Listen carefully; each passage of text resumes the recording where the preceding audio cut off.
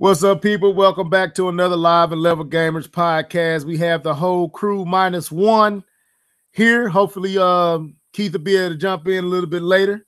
But I'm going to sign off with these dudes. Well, not sign on, but sign off. But I'm going to let these dudes sign in. Starting with Mr. Captain America. Go ahead. Yo, what's up, people? K-Bond 20 in the house, man. Excited for another podcast. Ready to talk about these games. So let's get it in, man. Jedi Knight. I almost forgot I was muted. What's going on, folks? Y'all can unmute. Yeah, man. It's good to be back as usual, man. It's good to speak to you guys. D2. Hi, everybody. But yeah, man, we back Dr. here. Nick. No. We back here to talk these games, man. But before we get in that, anything interesting popping off y'all way? How was y'all fourth? How was y'all fourth? I'm in Germany, so y'all can't do y'all can't do works over there, can you? Can we do what? Fireworks. I don't. Yeah. I've heard fireworks here before. Okay. Actually, my first New Year's here, there was a lot of fireworks. But I'm like in a small town, so it's not like a big city. You don't really see much of it, but yeah, I don't think it's illegal. Okay. All right, that's what's up.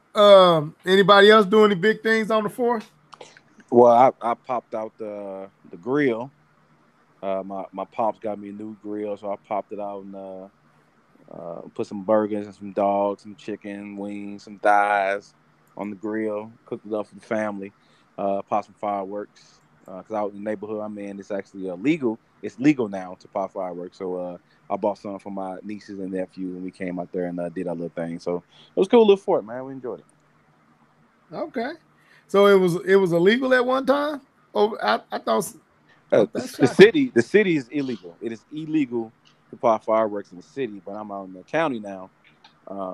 So it's actually legit out here to be able to do it. Because like where I'm at, it's like a tent every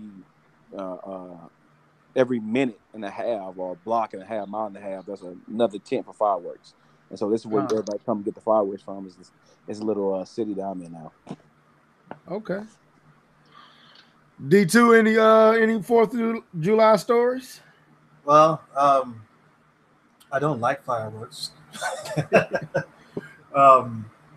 People that live out back in the complex behind me, they love to pop fireworks. They've been popping fireworks for the past 2 weeks, and it's okay when you're doing it around the 4th, maybe the next day after it. But when you're trying to sleep and people decide to shoot off the loudest firecrackers that can possibly be popped legally in captivity, it gets a little annoying. We locked to sleep. Boom! Like, what the heck is going on out there? Why would you pop that late at night, 12, 1 o'clock in the morning, and that's something like gunshots going off? And they weren't gunshots, these were firecrackers. I'm like, just bag it already. Yay, happy 4th of July. Thank you. Let's move on with our lives. Yeah, that sucks. Yeah. But I hung out with the family, and, we had barbecued, had dinner, so that's pretty much all we did. Nah, I'm really not big on the fireworks, but I do buy them, especially when my kids is here, but they wasn't here this year. So I went around to the family and, got a lot of not nieces and nephews, but cousins. And so me and my cousin-in-law went down to a place in our area called Boomland and bought about $80, $90 worth of fireworks and, came back and basically we was them people you was talking about, You. Yeah, we guilty. Yeah, we was, but I ended about 10:30, so maybe I wasn't the dude you talking about, but man, we lit it up over there, and barbecue like K-Bone was saying, but that's been about it.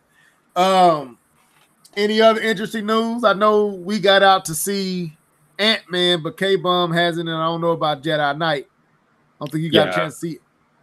Yeah, I haven't seen Ant-Man. Only Jurassic World. Just Jurassic World.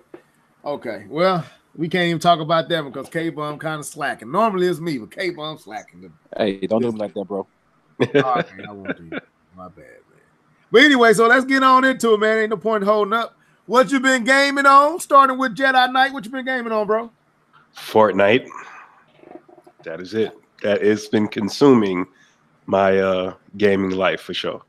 That's right. Gotta get up with you, man. I did pop my Fortnite on the Switch and I downloaded, but I guess I need to hardwire my Switch because my man, I'm mad. So the Switch only does 2G and not 5G. What's up with that? I don't know. I do wireless, like Wi-Fi. Yeah. That's what I'm saying. It can only take a. No, I got a 5G. You can get 5G on the Switch.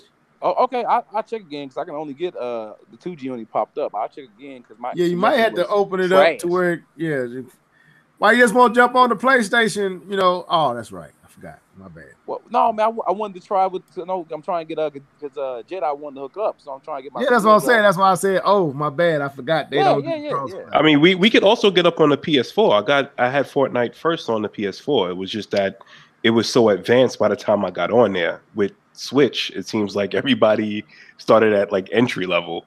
So it was just the fun factor there was it was more to be had on the Switch. I got it on both too. But when you join with friends, then whether it's PS4 or the Switch, it doesn't matter to me. Yeah, I got it on both. So however y'all want to do it, I wasn't thinking when I said PlayStation. I know K-Bone got. I was like, why you just? And I was like, oh yeah, that's right. You finally got your PS Now going, Level? Yeah, I got the 4, man. I've been at the 4. No, I knew you had the 4, but I remember when we was telling you to get online so we can play, but that was like a year ago. I wasn't. Yeah, sure. I had it. Actually it just expired maybe a month ago, so I got to renew it. All right, cool. So I had it for a year. Yeah, I guess once we go back offline, we'll confirm that. And we definitely got to get up though. That Fortnite is legit. However y'all want to do it, man. I can do it either PlayStation. I can do either or. So I mean, I would have to go and renew my subscription for the 4, but the Switch is free right now, so we might as well do the Switch if we're gonna do it. That is true. But what else, man? So just Fortnite. What else? That's really this week. I haven't played anything else. Not even Octopath Traveler. It's only been Fortnite. Okay. But I haven't done like super heavy gaming this week. It was kind of like just a couple of hours. I would say this week. Had a couple of plans. Friday I had a wedding. Thursday was the movies. Some other stuff during the week. Chilling out with the wife. It wasn't anything heavy. Okay. D2. Yesterday I was playing some Overwatch with my friend. Apparently there's a new character that's going to be releasing on Overwatch, which is this hamster that's inside of this hamster is riding a mech, basically. And this mech can turn into a ball, like a wrecking ball, and he can tether himself to things and swing around and knock everybody around.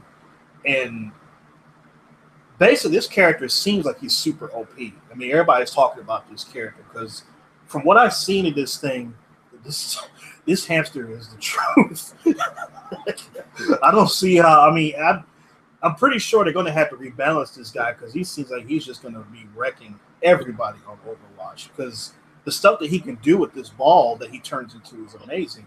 And what's kind of funny is that the mech actually does the talking for him.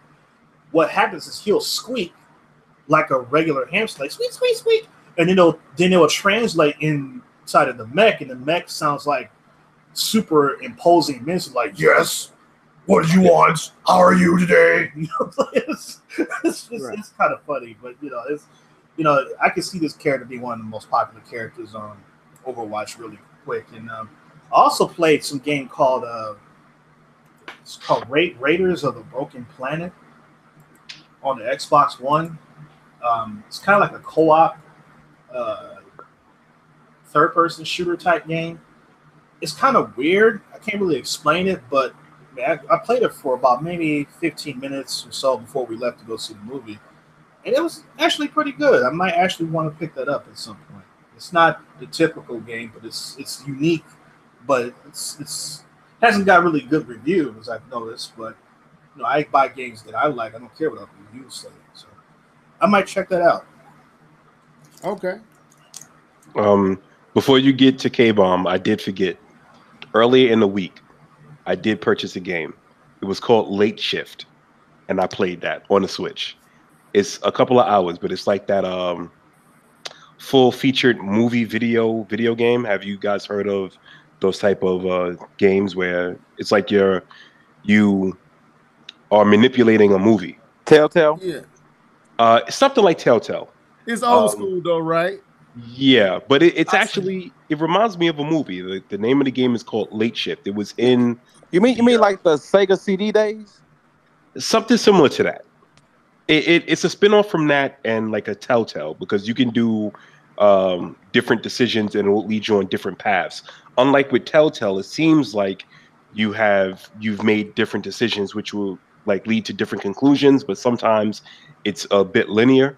This one I've played through it multiple times. One time with my wife, she controlling the game, and then the second time me doing it, and it actually led to completely different conclusions.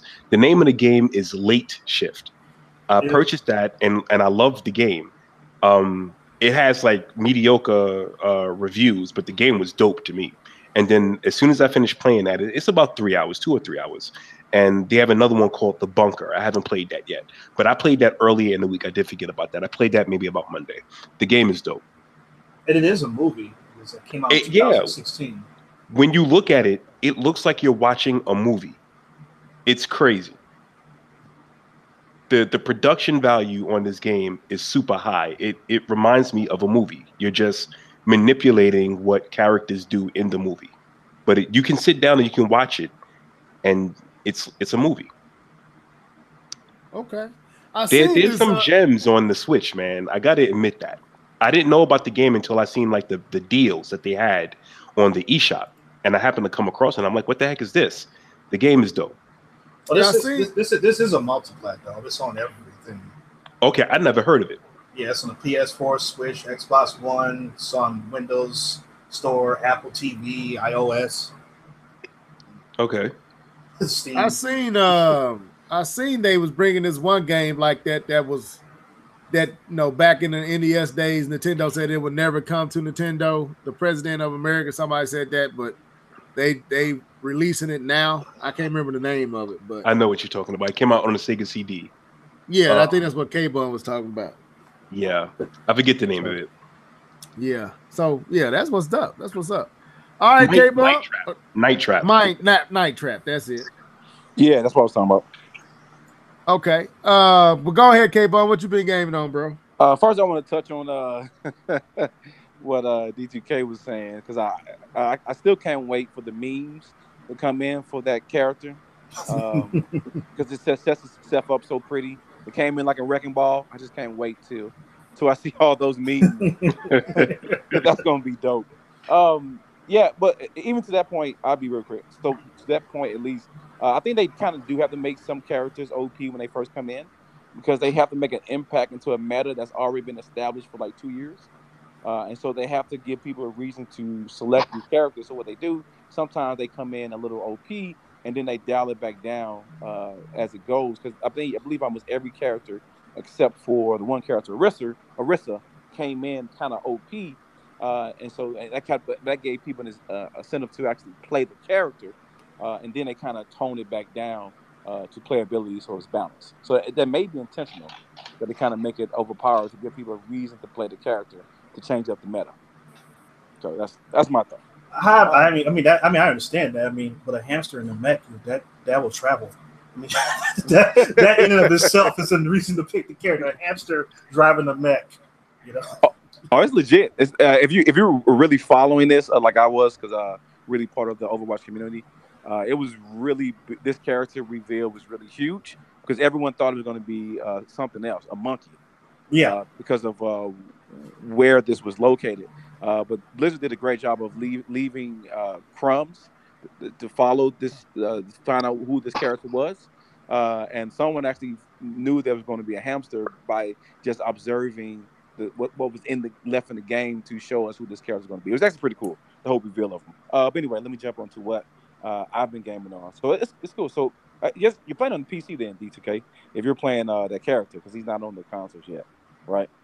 No, I haven't played with him. I just heard about him. Okay. My friend plays him religiously, and he was telling me about the character. He's super excited about it. But I saw footage of him actually. Yep. He's legit, bro. It's gonna be so much fun.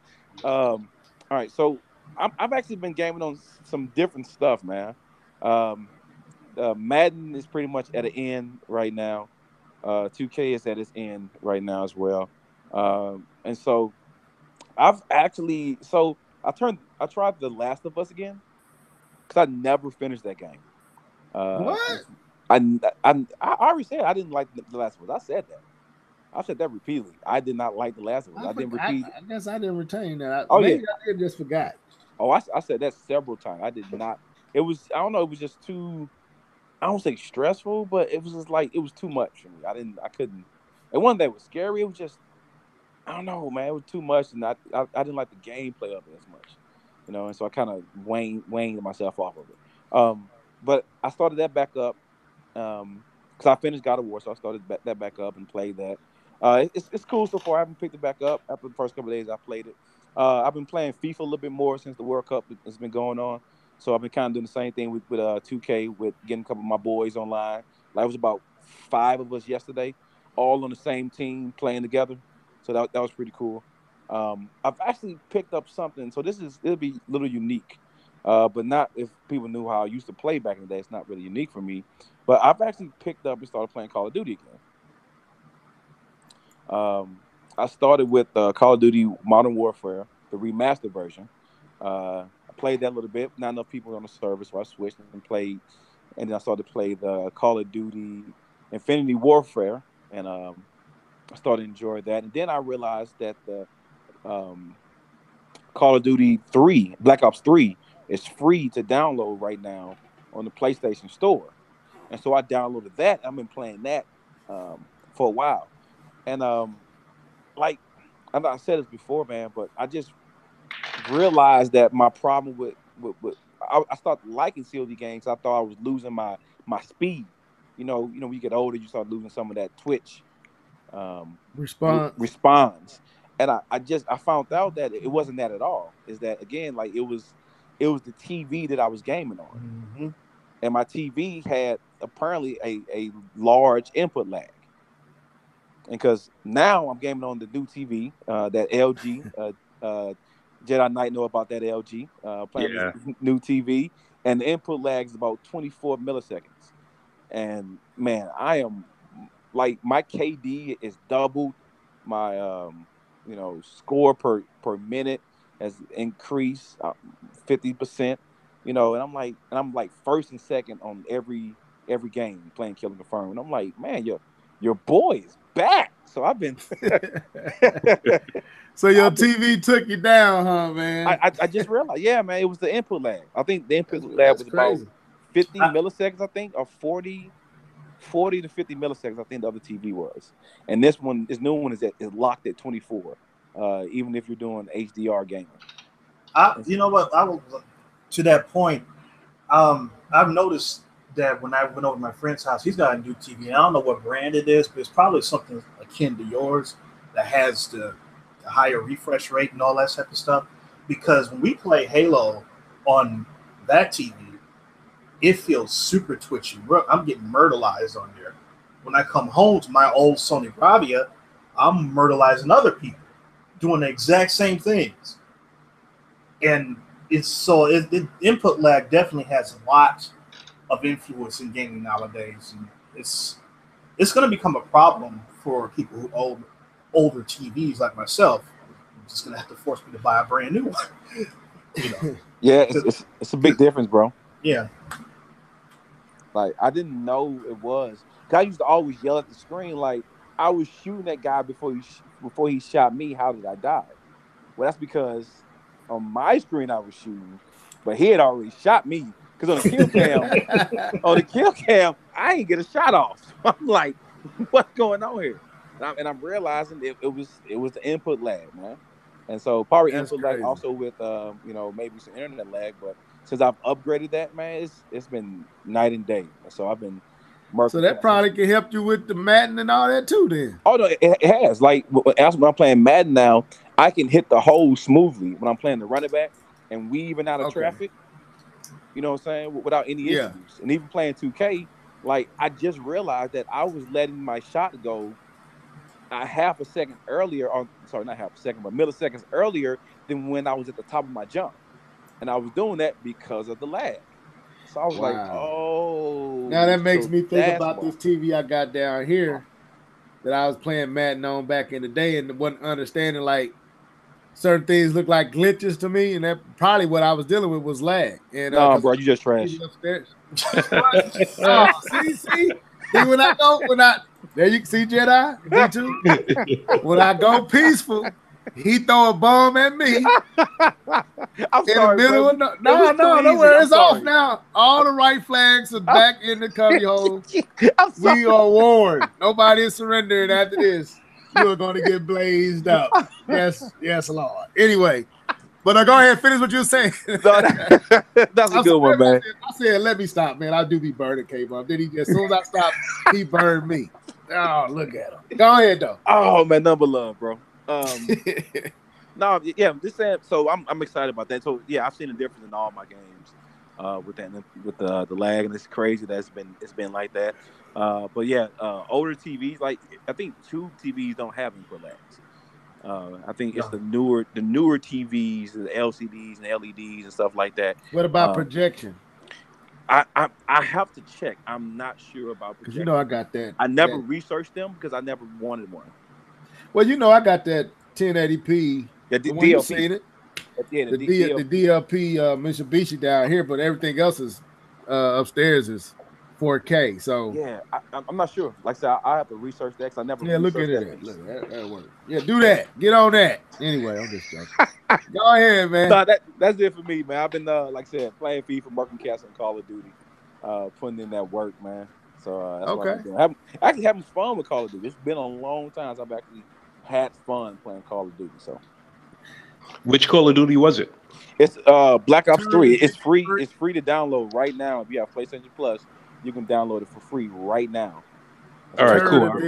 The third edition 3. No, actually, Black Ops, man. Black Ops has always been the best Call of Duties to me. Outside My baby of, diaper part 4. That's what it is. so much hating you, young. I don't like Call of Duty. You know, I ain't never been no fan of Call of Duty, man. Come on, man. Anyway, I've liked them. I've always, well, not always. I've liked the Black Ops 1, and then the Modern Warfare, and then MW2, and then everything else in between or after that's been trash to me. I liked Advanced. I thought Advanced Warfare was all right. Nah, I didn't. Ghost was probably like the worst game they ever made. Was Ghost. That was boo boo. I agree. No, that was straight boo boo. Yeah, that was my baby's diaper right there. Anyway, let's go. As far as me, man, I played Wolfenstein 2 for the Switch, and I don't know if it's me or I was just tired, but it made me nauseous. And Doom didn't do that. It made me. I got that my eyes was watering all the time and kind of seasick, motion sickness. Motion sickness, yeah.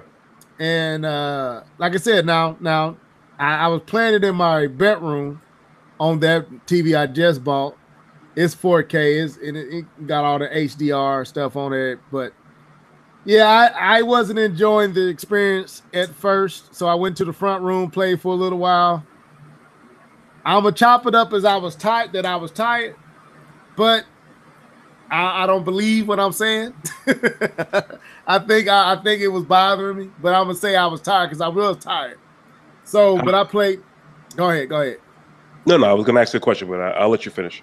No, go next. I was just gonna ask, how big is your television? The one in my bedroom is 43 inches. The one in my front living room is 55. All right. With the 4Ks, man, I've noticed too that when I play, I have to back up a little bit if I'm too close to my screen. I don't get motion sickness, but it does feel weird. I have to back up from the screen. Yeah, I got that with God of War. God of War kind of made me a little sick, and I didn't know what was going on. Yeah, I would say I got it also capable with God of War at extended periods of play. I would start getting that, not necessarily motion sickness, but that funny, it just all feeling Like like you feel lightheaded off. type of thing or something like Yeah, that. like Or? lightheadedness, like a lightheadedness, like you don't want to look at no more. I was getting that with God of War too, so it could be. Now my front room, my seat is a nice distance away from the TV, but I was playing sometimes 3-4 hours straight, so that could have just been fatigue.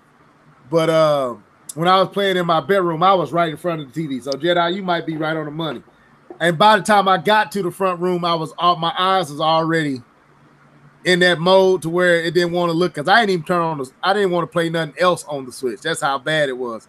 I didn't want to play because I think I had set too close. You're right. That's because I was at the end of my bed playing right there. So that's probably exactly what it was. I didn't even think about that, being too close to the TV.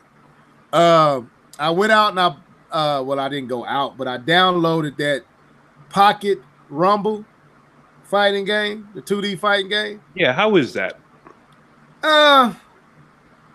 It's not bad. It's not Street Fighters. It's got depth, but it's simplistic at the same time. It's only 2 buttons, a punt, there's only 2 attack buttons. And it's not like you got to put combination chain moves together. But it got a depth to it that I have not broken through yet. Okay. I like it.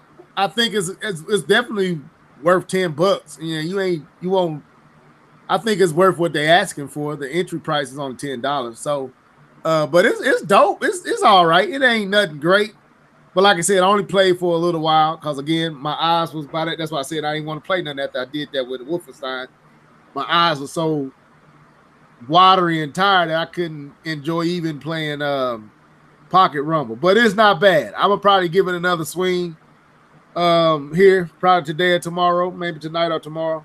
But I like it. I think it was worth the $10 entry fee. I didn't have a problem with it. What else did I play? A little bit of Mario Tennis. I don't know. How you liking that Mario Tennis? How you liking that? I like it.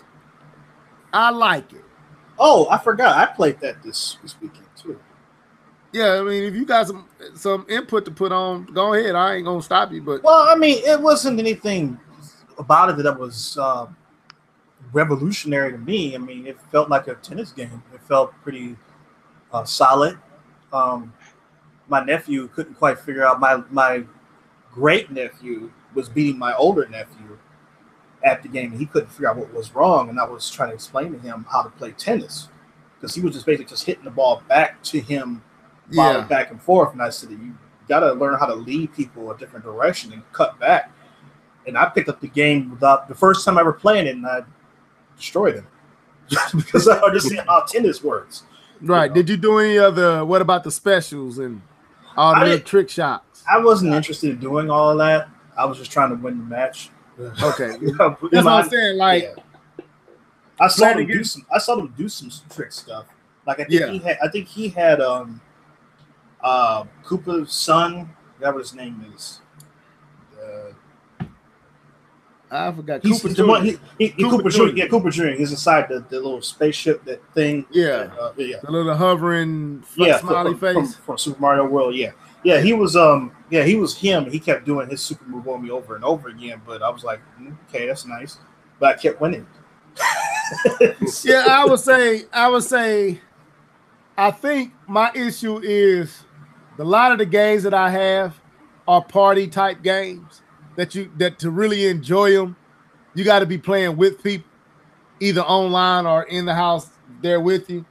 And I think that's my issue right now, Mario Aces. I need either to be in a real deep online back and forth competitive gameplay, but I rather play with somebody I know than just random people online.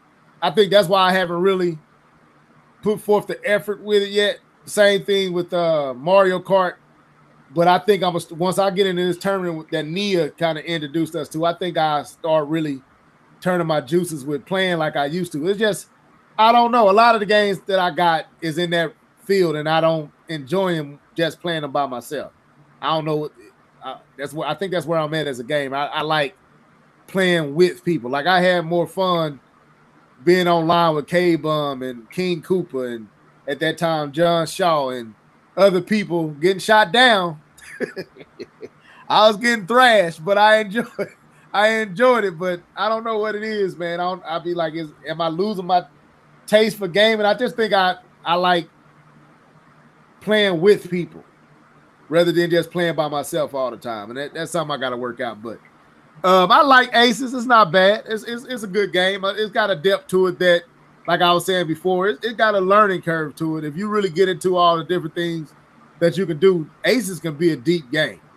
But again, I haven't really since I bought it, I haven't really jumped into it like really deep yet to really explore all what it has to offer. But that's been about it for me. Yeah, that's been about it. The Pocket Rumble, Wolfenstein took me out. It took me out, played for about an hour or two, and it just killed it. That dizziness with the being too close to the TV just took me out. I ain't want to play nothing after that. I'm done with this game. So, but yeah, that's been my game experience for this weekend. So let's get into these topics. And this first, we're just gonna go to our main topic off the top. And that's a situation with Retro Studios. Been a lot of rumbling about the fact or the thought that there's some problems going on at Retro Studios, and a lot of people been looking at the reviews from former employees on Glassdoor.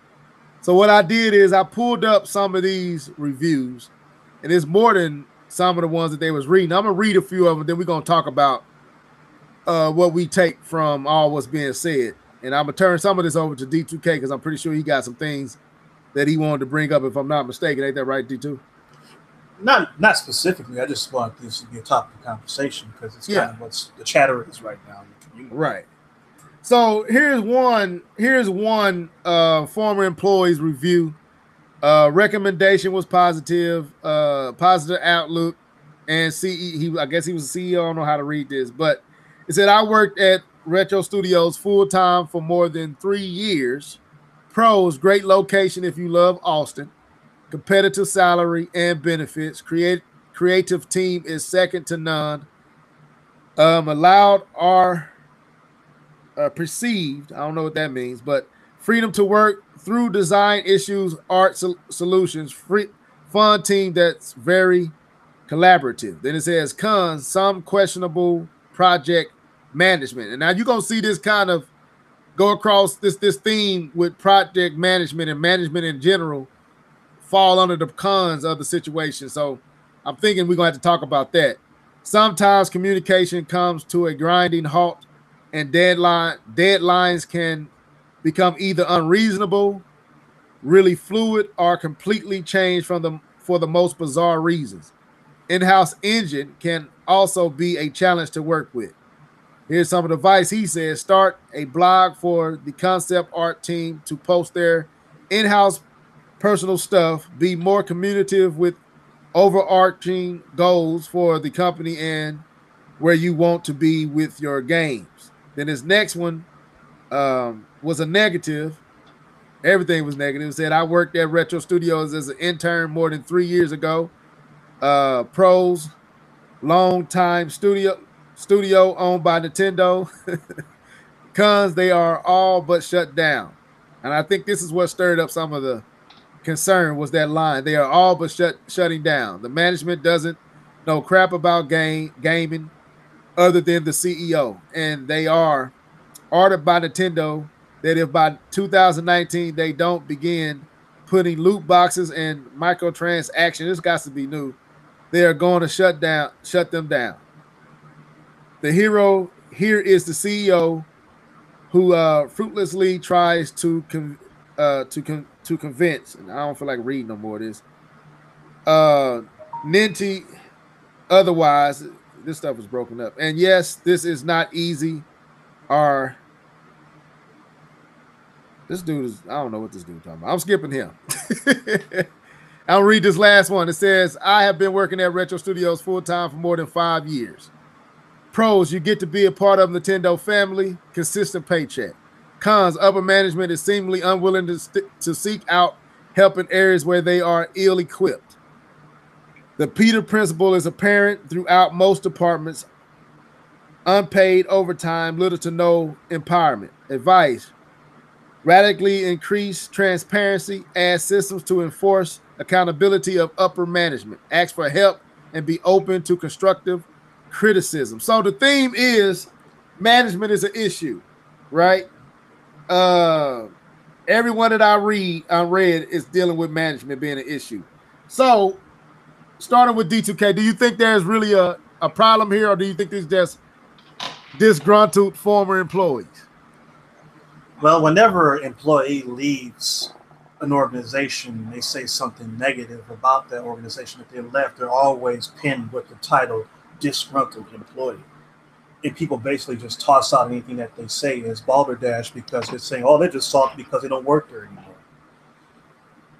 I'm not going to sit here and say that there aren't former disgruntled former employees from Retro, because every organization, every company, every job has those people who just didn't do their job well and they got discharged because they weren't up to par, and now they're going to tell everybody else that it was their fault, not their own fault.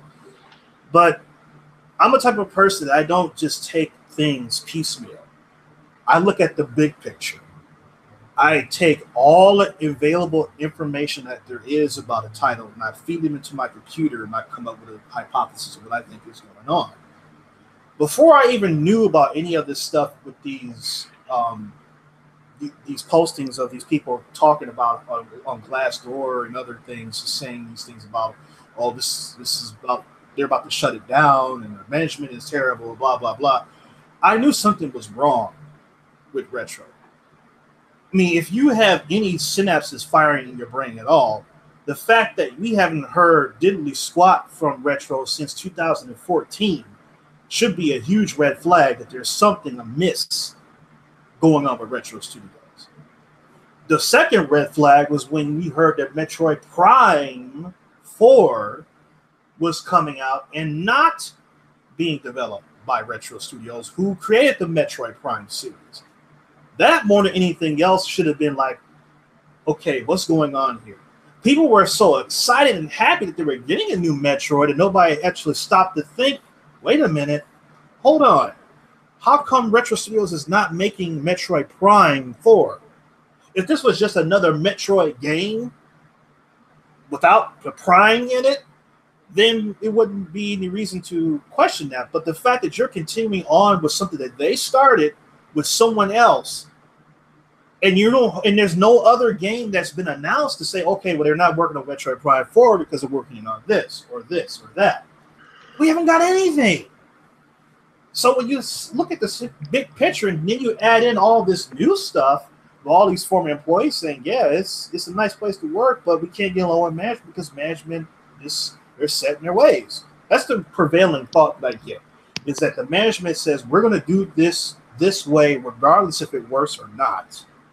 And you have young, talented developers that want to do more, but they can't because they feel like they're handcuffed.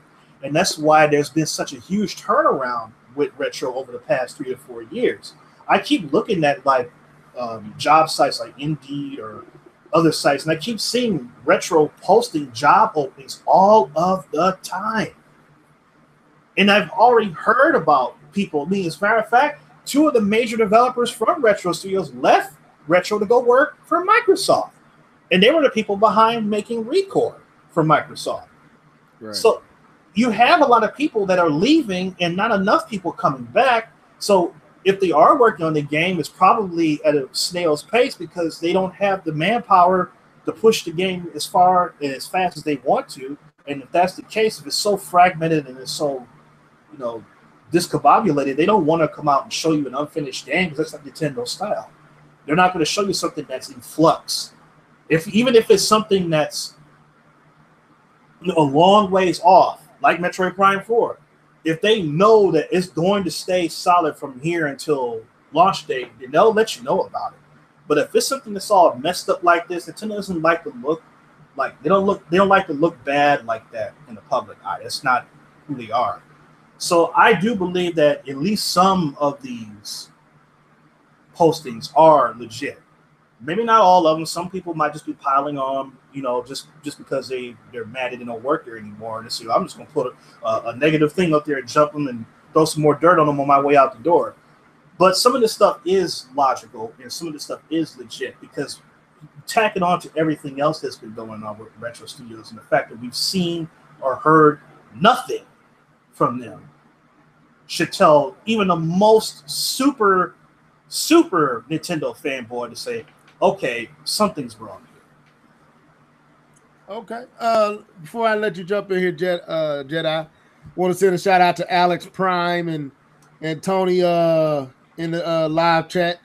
If you listening, if you want to sign off in the live chat, let us know you down here. But go ahead. Don't you mean Alex Prim? Did I say? You said it right this time. I know I said it right this time. I'm trying to be right. You know what I'm saying? Yeah.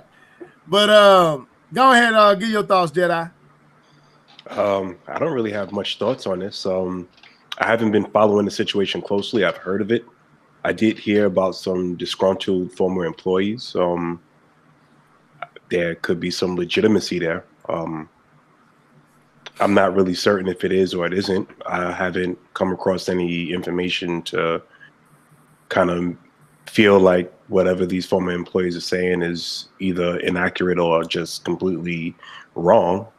But at the end of the day, Retro hasn't released anything. And one thing that I didn't even think of until D2 just said it is that Metroid Prime is a Retro creation, and they're not doing it. So that is a very good point.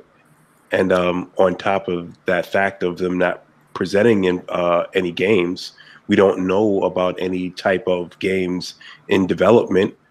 And with the fact of him saying that some of these like developers or programmers have left to go to other studios, different companies, it's not even about just the amount of people, but it's also just the level of talent. So it may be a talent issue too. There could be some issues at Retro.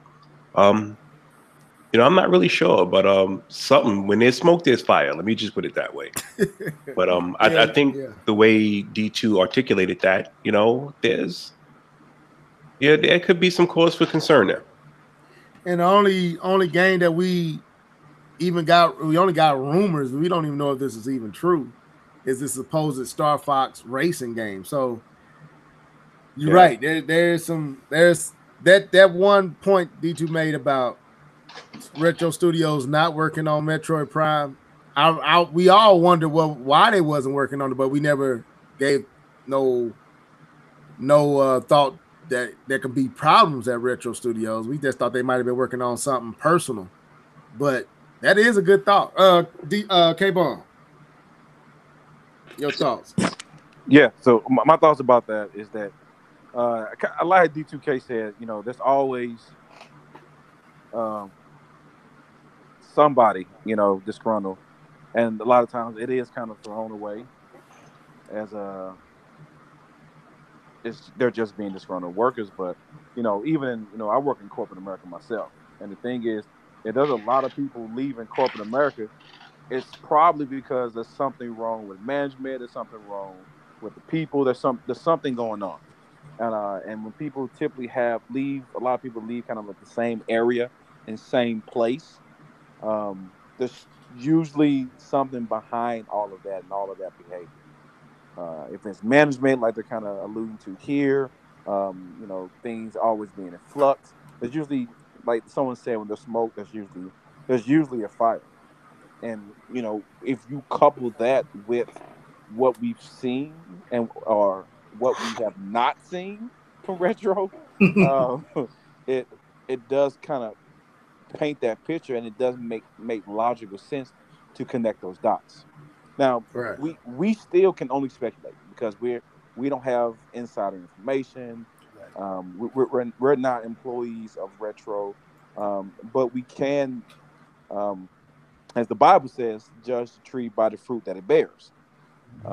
And the fruit that Retro has been bearing has been little to nothing. So one can assume that there's definitely some issues behind the scenes. And if you start to see repeating stories that kind of have a central theme, that would tend to lead you down. That may be the kind of the core or a symptom of the core issue that's going on there in Retro Studios, especially when you have a pedigree of being so much more than what you are now.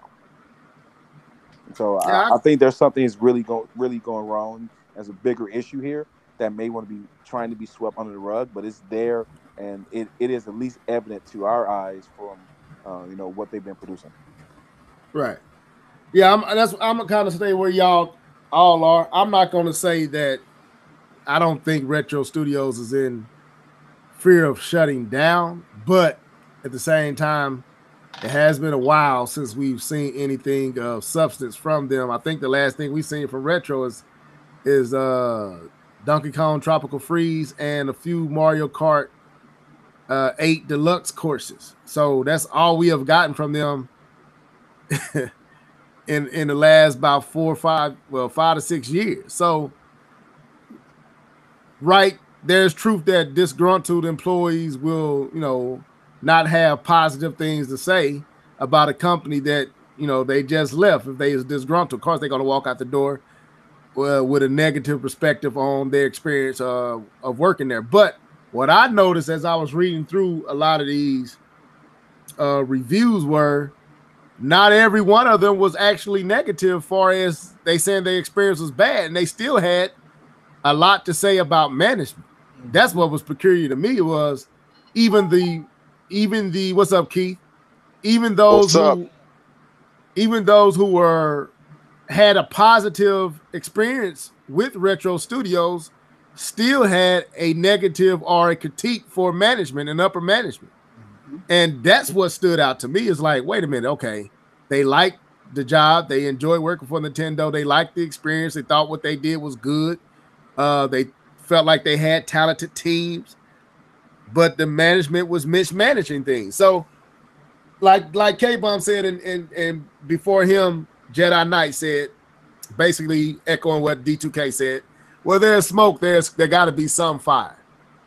And we know that Nintendo got a history, or has a history of not playing well, especially with Western developers. And even though Retro Studios is a Nintendo-ran company, it is a Western studio with probably way different ideas for what they want to do with gaming. That's why Metroid Prime went the way it went.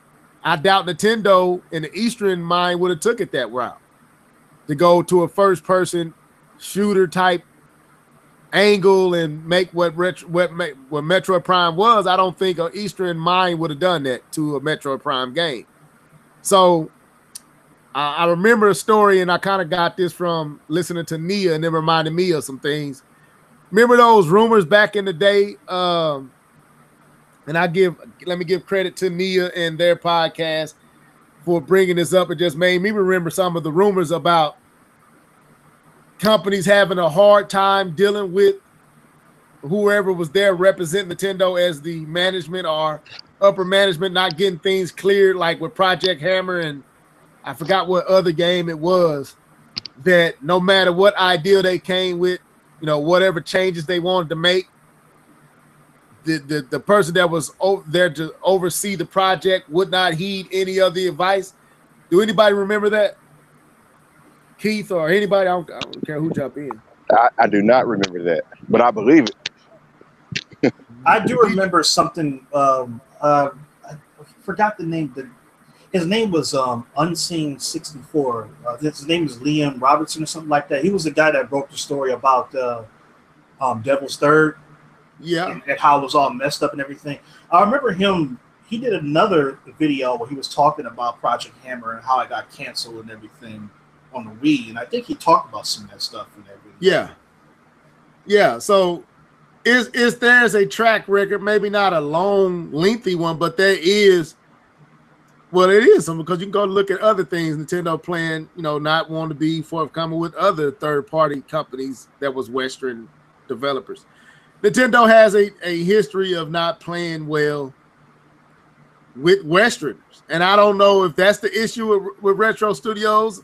I have no idea. But that's what every review I read, their problem was upper management.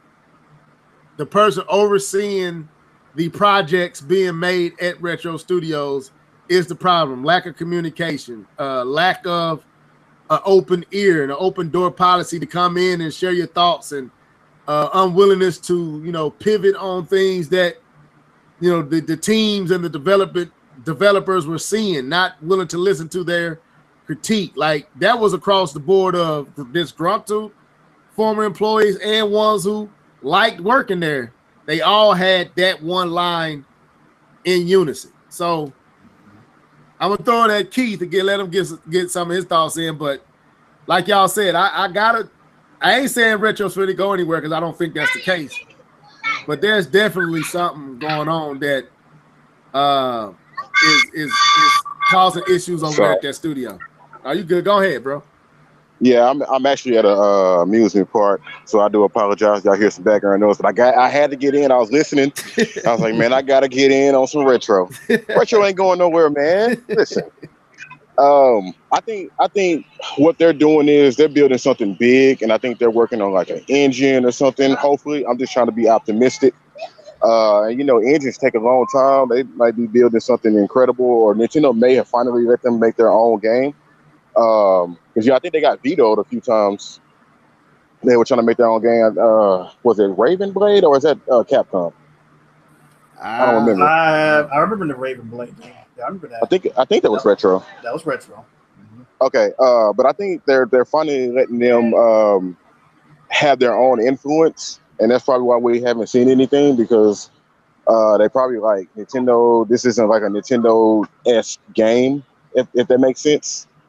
But I don't know. I really don't feel like Retro is going anywhere or something's going on in Retro. I just think that they're working behind the scenes. Right. And I gotta go back on mute. Okay. I gotta go back on mute. All right. I don't see them going anywhere either. That was never my concern.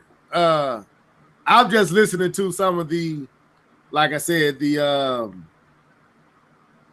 pattern and the common denominator between all the reviews, whether positive or negative. Management was brought up in all the reviews. So that was important I was glad that you did it that way, where you basically started it off with a review that was giving glowing praise for certain parts of working for Retro Studios. But then they said, and they went on to talk about everything else everybody else is talking about. Yeah, which is the negativity about management. This is not something that's just about Retro, Nintendo deal with Retro. I've heard people that actually work in Nintendo's front offices saying the exact same thing about Nintendo and having a very condescending work environment where you can't suggest new ideas or you can't go outside of. You basically have to create things on rails. They set the agenda and you have to follow it to a T, and you can't deviate from that course at all. And while it may be fun working at a place like Nintendo because it's Nintendo and they probably do a lot of goofy things and fun things, they give away free stuff and stuff like that, it's probably a very pleasant work environment. But from a creativity standpoint, you kind of feel like this is pointless for me. If I cannot be creative, you just want me to stamp a rubber stamp, then I can do that anywhere. So it comes to the question, what's really important to me? Being able to work at Nintendo, saying I'm doing it, or being able to create it? Yeah.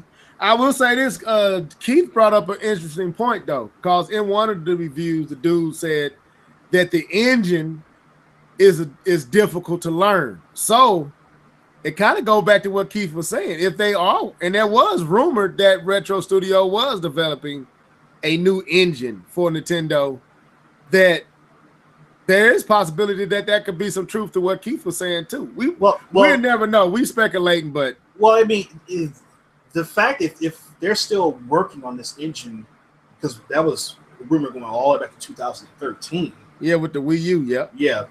If they have such a high turnover as they have right now, it's going to be very difficult for them to actually put something like that together, because you need all hands on deck to be testing games that are running on this engine. And that could be the reason why, like I said, we haven't heard anything, because there's so few people in those positions to actually do the work that things are going and moving at a snail's pace. But that's just something Nintendo has to fix. You can't just sweep this under the rug and say, "Oh, there's nothing going on. They're just doing." You can't do that. It's just too many people are saying the same things, and it's too much like what Nintendo has been proven to do in the past. To dismiss this and say that it's nothing going on. There's something going on, and it may, just because something bad is happening doesn't mean it's not fixable. Let me put that out there. This situation is fixable for Nintendo. It's not like, I don't believe the whole thing saying, well, this, one of the reports was saying that Nintendo was trying to shut down Retro after the original Metroid Prime, which I didn't buy that at all. But you know, they're not going to just shut down the studio, but they can say, okay, you're just going to do this. One of my biggest concerns was if Nintendo was just going to dump Donkey Kong on to Retro Studios and saying, we're just going to call on you for this and this alone. You know, that was one of the things I was afraid we were going to do. But, you know, if they can do that at any time, so that's always going to be a cloud floating over Retro Studios. At any time Nintendo can say, okay, we know you want to make this first-person shooter, but you're not doing that. You're doing Donkey Kong Country Racing Cross Star Fox. You know, and there's nothing you can do about it, but just do what they tell you to do, or go work somewhere else. Yeah, that was one of the biggest eye openers is the seeming connection across all the different reviews and what we've actually seen from Retro Studios. I don't want to belabor this too long, but yeah, that is shocking that Donkey Kong Tropical Freeze and a few Mario Kart courses is all we've seen from them in the length of about 5 years. That's to me, Retro Studios, you know, name and what they bring to the table, to me, says more should be something bigger and more grander than that.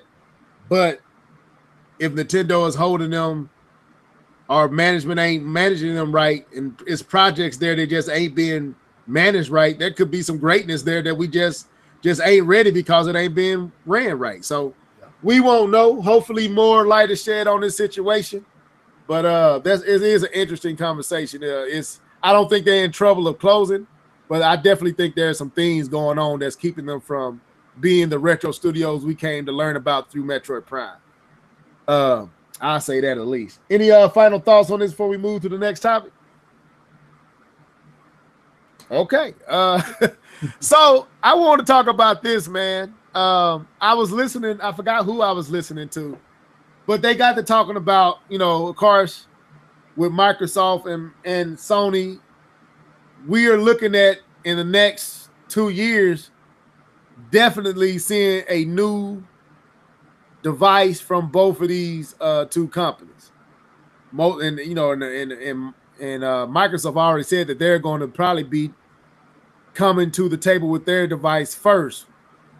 And the question I have is, because a lot of people are saying that we're going to hit a place to where the games are all digital. And I want to get y'all thoughts.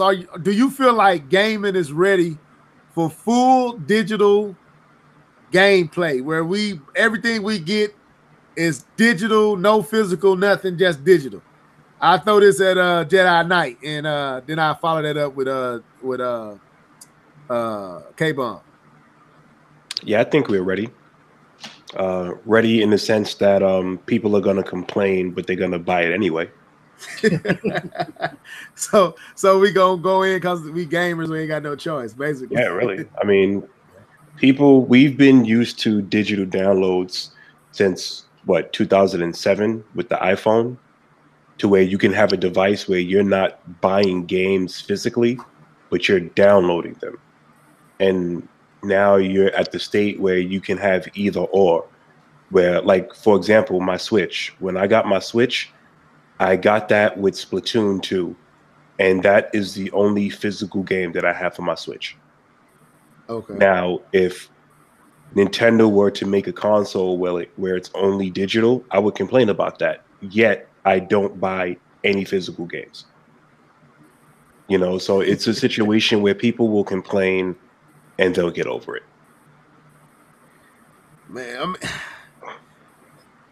Like, okay, think about this, because I feel like you have a sense of passion with that. Like, you are really pro physical. Nothing wrong with that. But my question to you: if the next, generation of consoles came out and they were all digital, would you not buy the consoles? No, I'm buying the console. That's hit exactly me. what I'm saying. You nailed me to the cross, so to speak. I know you nailed me down when you said if they go digital, which one of us as gamers are going to be like, that's it. No, I can't. That's a bridge too far. None of us is going to do that. But I guess I want to go some other places with this. But I agree with you. We really don't have a choice. But go ahead, K-Bum. I want to get your thoughts, and then I come with some other aspects I want to kind of dive in on this topic. So you're asking the same generation who flipped out when Microsoft talked about DRM, if they're ready for digital download, full digital. Because understand what comes with full digital. What comes with full digital, digital is the protection from being able to do kind of what you want. Because since it's CDs and DVD, Blu-rays right now, whatever, it's different. But when it's full digital, it's going to be a whole nother level. And the PC has been struggling with DRM for, I mean, I can't tell you how long. And so there's a place that is done, but you have to understand that the console market is separate and different than the PC market. And the people that are buying console games are different than the people that are buying PC games. And I think there are way more casual people who just like the convenience of playing at home, grabbing a CD, putting it in without the thought of upgrading graphic cards and patches and everything else come with it. That you're going to have I think you're going to have an issue with full digital. I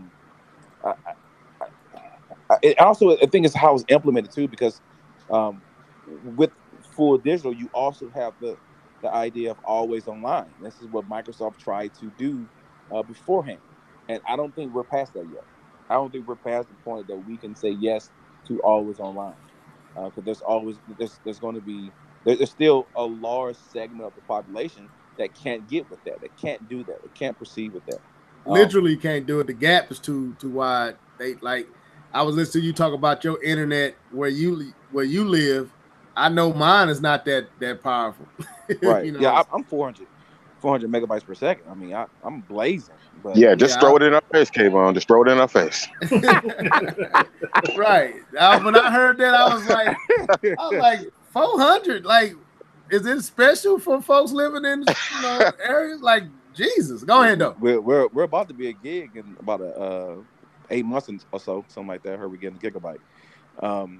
But you still have issues that restricts that from happening. So I don't think this generation or the next level of next gen of systems is the generation that's going to go for digital. I think I think you can lean more into digital because and understand I'm speaking from a person who prefers digital games. I prefer digital games. You know how much of a drag it is for me to get up and change my disc? I bought I bought Madden digitally. I bought Madden on the CD, and then when it went on sale, I bought it digitally so I didn't have to get up and change this. 2K, I rented from GameFly. It went on sale digitally. I bought it digitally. Like, I prefer just pressing the PlayStation button and going 3 steps over to the next game. Like, that's my FIFA. The only disc that I have is God of War and Call of Duty and like something else. Everything else is digital. So I believe in digital. And I still say we're not ready for full digital. Not full digital. Okay. I can see us going more into digital, but full digital, no, I don't. I stated before, and I thought this is a very minute point, but to me, it's not. I know me and Keith talked about it a little bit, and We talked about it a little bit during our little private chat, but I still don't think they're giving you big enough hard drives to go full digital. That's another topic we got to get on that too. I really don't. A terabyte sounded like a lot when I was working off of memory cards back in the PS2 days, PS1 days. When I forgot what of these Call of Duties is 73 gigabytes, 73 gigabytes for one game. You know, and that's already a tenth, 1/10 of my space gone on my terabyte. So close to 10%. Yeah, that's what I'm saying. I don't. They're not even giving you big enough hard drives to go full digital. And I know if they did, they would probably give you much bigger. But also, you understand, and even though it's not that big of a price difference, but there is a price difference between 1 terabyte and 5 terabytes, and they're not going to eat all the costs. I want to jump in.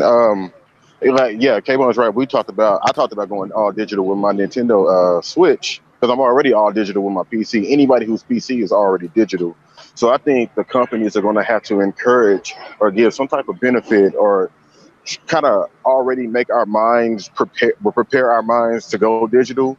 But like K-Bon was saying, terabyte isn't really all that much because you got to consider that even though I don't have a 4K monitor for my PC, but I'm downloading 4K textures. I'm downloading 4K this, that, and the third. So whether or not I like it or not, that extra space that I'm never going to use, or I'm not going to use it currently, that I'm not using right now, it's already being downloaded. So that's another thing they got to do too is like, do you want the 4K download? Do you want this download? That would actually help save space, I think. But yeah, I think digital is the future. Personally, I don't want to get up and change anything. I don't like changing games in my Switch right now. Welcome to America. I'm lazy. Japan, I'm lazy. You know what I mean? But I think we can. I just think that they need to the hardware manufacturers are going to have to say, you know, hey, this is why you should go digital, and these are the benefits of why you're going digital. You know what I mean? So, yeah. D2. Well, I own an Xbox One, and I probably have about 20, 25 games, counting Xbox One games and Xbox 360 games. I only own one disc. So I'm pretty much digital. I mean, combine that with the PC, I'm pretty much all digital gaming anyway. Okay. I'm already used to it. Typically, for something like this to become a reality to where everybody accepts it, there has to be a huge machine, not a literal box, but a huge machine, a corporate machine behind it to push this. And I think that corporate machine to push this will be Google. Because Google is about ready to throw their hat in the ring of the console wars. They're trying to make a console that will compete directly head-to-head with whatever Microsoft and Sony is making for the 9th generation. Google already has the infrastructure for completely digital gaming. Google Fiber, you have people that are already at 1 gig down and lots of parts across the country. It'll be an excuse for them to sell their network to other people that don't already have it. It'll be a reason for them to bring Google Fiber into markets that don't already have it so that they can use their console. And I think that it's inevitable that all digital gaming is going to go that direction anyway, but I think that Google is going to be the driving force that pushes everything towards completely digital gaming. Okay. Well, I mean, I heard about the Google. I've seen different sides of that argument with Google jumping into gaming. I saw the benefits that Google might bring, and then the things that are be a hurdle for them. Trying to start a new platform competing against Microsoft, Sony, and Nintendo. When Nintendo, Microsoft, and Sony has studios first party, then already got an audience that third party know that they can make money over there. It'll be a while before we can just confidently say Google will change the game. I won't say they won't though. My thing is, I agree with all you fellas. I think let me. For me, I'm like Keith. I loathe getting up and having to go change that cartridge. I like the luxury of digital, but I do fear and I am apprehensive with full digital because I feel like they're taking control out of our hands. Do y'all feel like that? Like you could just turn me off whenever you want to. You can, and I kind of fear that. And I also see this as another thing, another ramification of another situation that's going to stir up is, and I think that's partly why these companies might want to push for digital is what you're going to do about the Walmarts, the especially GameStops and the Best Buys, because they dominate with physical. Like, how do you manage all that? Well, the as far as the loss or being blocked from your digital purchases and things like that, I was having a conversation about this last night. He was saying that he was against the idea of digital downloads completely because he said, what happens if there's some type of a server problem or there's some type of a hack job to where all of your information is lost? Well, I told him that there's no difference between somebody busting into your house and stealing all your games. In either scenario, your stuff is gone. So I don't let the fact that something could go wrong scare you away from something that you can't have no control over anyway. Well, let me take the thought. Let me take the thought. I'll give it to you, Keith. Well, go ahead, because you in a position where you might not get a chance. Go ahead. I'll come after you. You ain't lying about that. No, but they could just simply give you make you download a patch or download a patch to your console and render your disc useless anyways. So the fact that you might be afraid of like losing your content if you do all digital, but let's say they can render your disc useless too. It really don't matter. They have full control regardless. If you're playing on their platform, understand that you're under their jurisdiction and they can do whatever they want to do. Yep. Right, and that's my fear. Like, I've already experienced this. That was one of the things I guess I didn't understand when I first bought the Xbox One. When I bought Killer Instinct for the first day and a half because the servers were down, I couldn't play Killer Instinct. I had it fully downloaded. Couldn't play none of my games. Couldn't play anything until I put in my username and password, and they accepted it. I couldn't do anything. So it was literally a brick under my TV. And that's we already there. I think Nintendo with the Switch, and I don't have to worry about that with Nintendo, but with Microsoft, I don't know so much about Sony, but Microsoft already there on that. You can't play if you don't log in. And but, fully, yeah. Go ahead. Go ahead. Jerry. No. Continue. No. I was just gonna say, and seeing that if we go full digital, everything will be behind that logging in. I hear what D2K said. He right. I can't control somebody robbing my house. I with you, but somebody robbing my house is not as abundant as how many times these systems fail and something happened and hacks. We seeing this every day. I've been living here for almost 10 years. I've yet to be robbed. My Xbox been down several times since where I couldn't play. So I understand what you said. It's all of that is uncontrollable, but one is so frequent it matters and more fearful than the other. I got ADT on my house, but I don't. Hopefully, praying to the Lord that my house never gets robbed. But I see it happen with these systems every day, every month, every year, around the year. So it's a real issue. That's my thing. But go ahead, Jedi. Yeah, I think there's a difference between digital downloads and having or needing it being a requirement to be online to play the game. So, for example, when I download, a game on my Nintendo Switch, it's on my hard drive. It's there. Right. I can play it offline. I don't have to have an online connection. If they decide that they're going to make another system in the future, I still have that game. right? Like I can. Well, I'm not sure if you were able to download any games on the PSP, but just use my Vita for example. Like any games that I happen to download on my Vita, it's still there. I think that if we get into a space where you have to be online to play, that is a different story. And of course, you have to be online to download the games. But I mean, like you have to maintain internet connection in order to even play. I think that's a completely different, story. But in respects to preparing folks for digital, I mean, that's been happening for at least a decade. I mean, you can't buy a game today, pop the disc in, and just play it. Right, You buy a game, you pop the disc in, and you got to wait 3 hours because you have to download the game, right. right? I'm with So, you.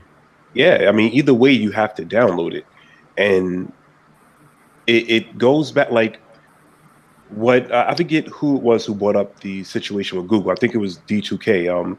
I think it would be a collaborative effort. It was kind of like how the industry made a collaborative effort to kind of push forward VR. And like the first time we heard about VR, it wasn't a collaborative effort and it didn't work. The second go round, it seems like everybody was like collaborating to push VR, whether it was the phone industry, the PC industry, the console industry with like PlayStation VR. Everybody, it was a collaborative effort to push this type of technology there. And the problem with VR is not that the effort didn't necessarily work because it was a lousy effort. It's just that the technology is not adaptable right now. When it comes to digital, it is what it is. Like K-Bomb said earlier, like about the hard drive size. Well, that's not even an issue because you can buy a 1 terabyte hard drive for like $40, right? So you can customize and you can upgrade your consoles now. Like I have a Switch and I have I think a 512 gigabyte chip in there. If I want to upgrade that to a terabyte, I can, but I would have to like re-download my games, but those games are now part of my account, Right. right? But now I have the ability to customize my console, and digital is in a position to where it can be implemented. There will be some folks who are not going to like it, but those are us 30 and 40-year-olds. The 16-year-old kid, he or she is not going to really have a problem with that. We're coming up, we are from the cloth of the original Mario Brothers, where you needed cartridges and the disc. There are kids and teens out here who they put in their parents, credit card information in their consoles and they never buy physical. Right. It's a different generation now. I would say I don't think my fear and trepidation is physical versus digital. I feel like my experience, and like I said, I had to have K-Bum jump in here on this because I haven't experienced this with the PlayStation 4, so I don't know if it's a case or not. But you brought up the Switch the other night, and I got a lot of digital on my Switch, but Nintendo doesn't require me to sign in. When I turn my Switch on, it comes on and I can play whatever I want to play, whether it's me, my daughter, my son, my wife, whoever. On that Xbox, when you turn it on, internet, if you don't have any internet signal going to that box, once you turn it on, if you can't sign in, you can't play nothing. Well, then that's a problem. That's what and that's my fear. That's my issue. Go ahead, K-Bum. I was saying to a to a Jedi's point. I think that comes with the territory, though. D2K. I mean, sorry, Jedi. I understand what you're saying, but I think that's a natural progression from where we are to where we have to be to get for digital. Because in the PlayStation, you can download a game that someone else bought. So say Level purchased, NBA 2K, and he comes to my house, and he can actually, if he bought it on the PlayStation Store, he can come on my PS4 and download it. But only his account can play it. Right. Because if you don't restrict that means anyone can share anyone's game on anyone's system. And so what they do is they restrict to only the person who bought the game to be able to play that game on a different console, a different PS4. So you're going to have a level of that regardless. And I believe, like I said, I haven't really done this as much as I did in the old days because they kind of let you share up to 4 people, but then they restrict that to just a family plan on the PlayStation. But I believe you do need to sign in to play.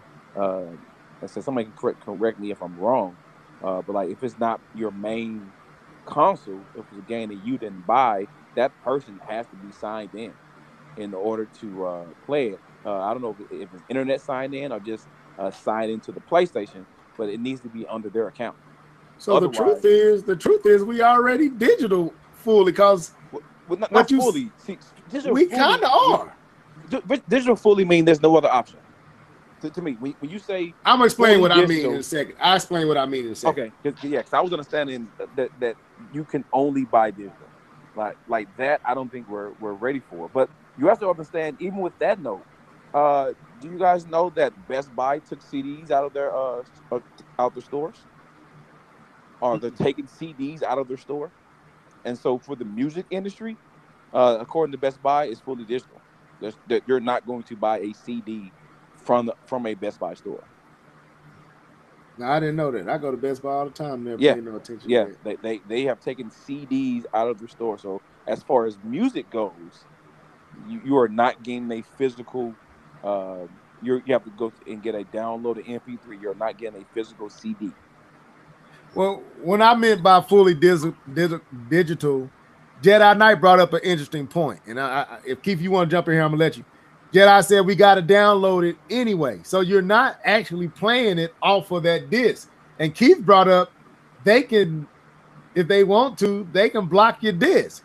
Yep. So the truth is, while we have a physical disc, when we put that disc in the game, it only triggers the digital content that we download to play. It's not actually playing anything off the disc. So technically, now that I look at it, we pretty much already are full digital outside of the Switch. Yeah, you actually don't need to be signed in to play games that you've already downloaded to your hard drive on the Xbox One. I guess I got to change the setting because I know if I don't come down here, if my internet pops off, so let's say my internet dropped for whatever reason, like a surge or, Charter or Spectrum has an issue and it drops my signal. My son them can't play that Xbox. I don't know if it has to do. I don't know if it's just it just recognizes that you're connected to the internet. It does. I think that's what it is. It's the internet. But you don't need to have. You don't have to be signed in to play games that are downloaded to your hard drive. You could just turn it on. You could be signed out. But if it's a game that you already own that's on your hard drive, you can play it. Right. I would have, on mine, and I'm pretty sure it's in my settings. On mine, if I got the internet hooked in, when they turn it on, it automatically signs in. I got it to where I don't have to physically sign in. If that internet drop, the computer can't on the Xbox doesn't recognize a signal, says no internet, no play. That's what it tells them. You can't play. So they'd be sitting there, possibly, what's wrong with the internet? And I had to come down here and unhook it, let it reboot and all that stuff. And then they can play once that box get that internet signal back. That's my fear with digital. But Jedi, was you finna say something, or who was finna say something? I don't know who was. Well, that's not gonna do them any good because if you can't play the games on their console, if this gets to that point where people can just lock you out of your game, you can't have access to them at all. People are just gonna go somewhere else where that doesn't happen. Exactly. So they're gonna make sure that you can't stop people from, because actually like a couple of weeks ago the Xbox Live was down. I don't know if it was across the nation, but it was definitely in our area. Xbox Live was down, and this stuff happens every once in a while. You can't stop people from hacking and stuff like that because people do that every single day. But it's disadvantageous for them to do something like that. That's not going to do them any good at all. Too many other options out there. I hope so, man. Y'all got more faith than me. Go ahead, Jedi. Another thing that is really promoting this digital, uh, medium. Is a lot of these gaming companies can simply develop their own space, like EA did with Origin. Mm-hmm. Steam was really monopolizing that space where you would go to Steam, you'd pay Steam maybe close to half of, the profits, and then you would keep the other half. And, EA was like, well, why do I have to go to Steam when I can just mimic Steam and keep everything? And now you got Xbox doing it now. They're saying, okay, well, we have an Xbox, but if you have a PC and you have a nice rig, look, if you buy this game, you can play it on both devices. You can play it on the Xbox One, but you can also play it on PC. It's a promotion for digital, right? And maybe what they're trying to do is, I think that it's less about going digital, because in reality we are digital already. And I think how you put that level was a very good point. And when I said it, I didn't think of it like that, but technically you're right. If you have to download what's on the disc, then that means that you're not playing from the disc. So we are digital. And to further support that, that means that we do have enough hard drive space, because there is no games, whether physical or digital, that you get without it being downloaded to your hard drive. So we have enough hard drive space. I think what we need to be concerned about is the boxes, the closed boxes. I think what they're aiming to do is to go to services. And with Right. services, that is when you're going to start getting that you have to be logged in online to play. The digital aspect is just an aspect before that. But I think the services is what we're going to have to worry about. But I think that was a very good point. We're really already digital. Yeah, yeah. K-Bomb, anything?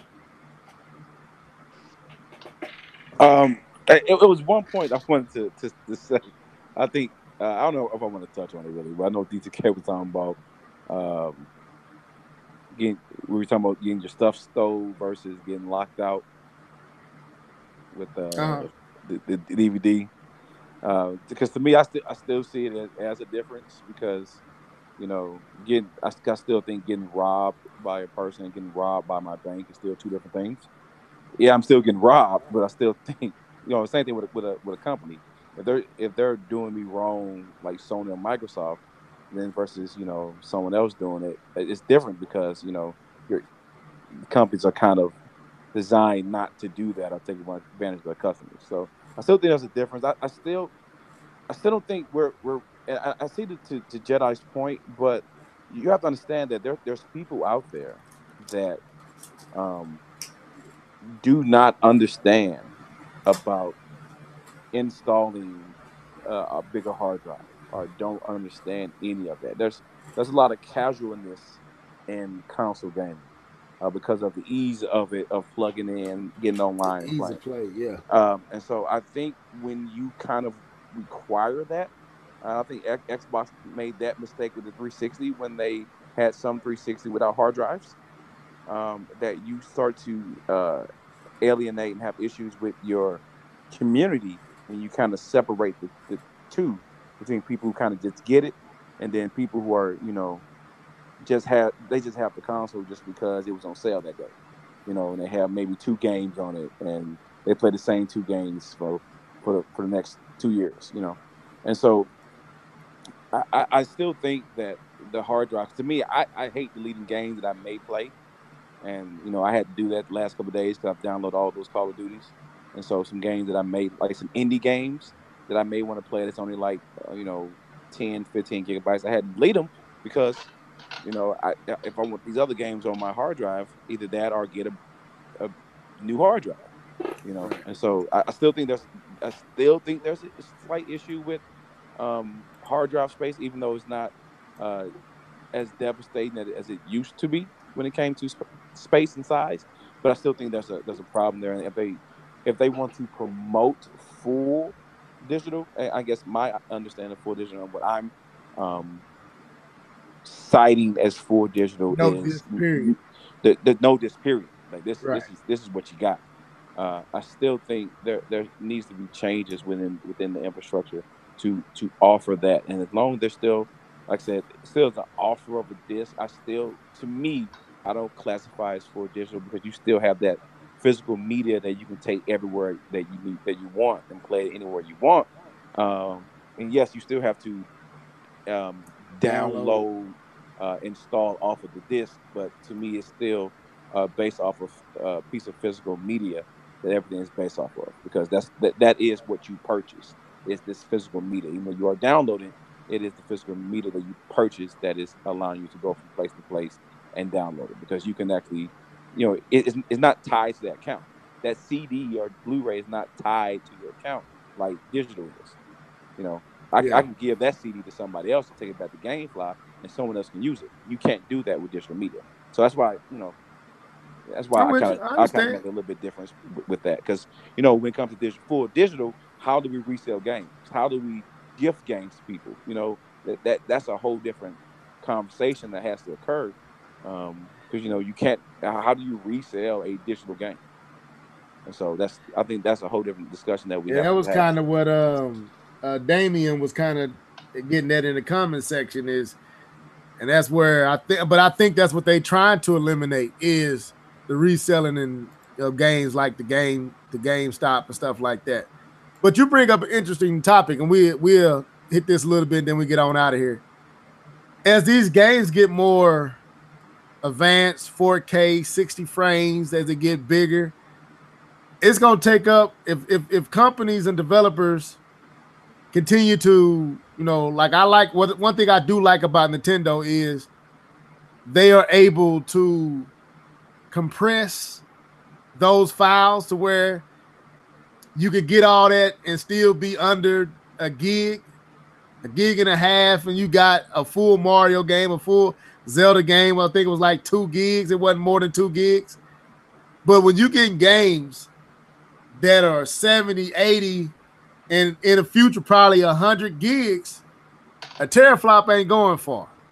And I don't know about you guys, but I don't want to have 5 or 6 different external hard drives laying around that I got to hook up because I got this one filled up. So I got to me, that's defeating the purpose. If I got 5, 6 different hard drives sitting over here that I got to hook up to play this game and hook up to play that game, because I will hope that they would either learn how to compress these files to where they're not so big, or figure out a way to give us bigger hard drives that's one system, but maybe 10 tigs or something like that. I don't know. Come up with a new whatever they can go with it. But if we go on full digital, I agree with K-Bum. There are some things that need to be addressed before we go totally, absolutely no physical anything, full digital.